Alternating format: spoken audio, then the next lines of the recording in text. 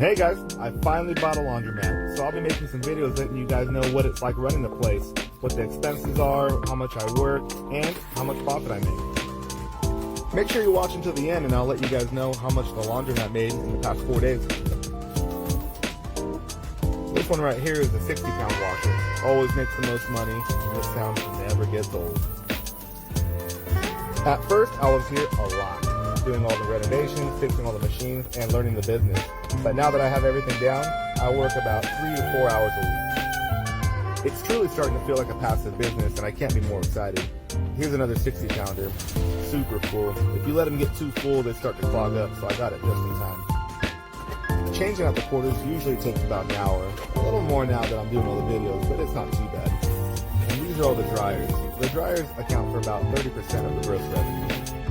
As far as maintenance goes, I've been doing it all myself. These machines are surprisingly easy to work on. All the parts are interchangeable, and it's just plug and play. Here's how much the quarters came out to. I weigh them, it comes out to $20 per pound minus the weight of the bucket.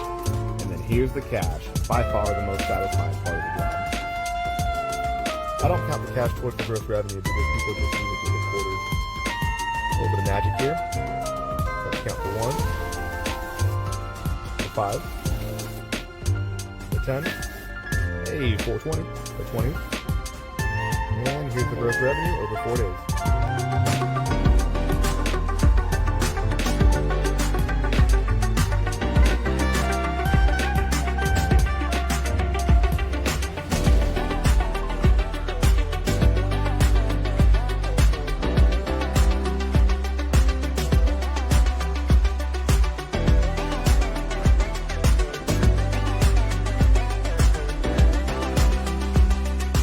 When I first bought the mat, I was working 50 to 60 hours a week, but now that I have everything down and my employees are trained correctly, I work around 4 to 8 hours a week.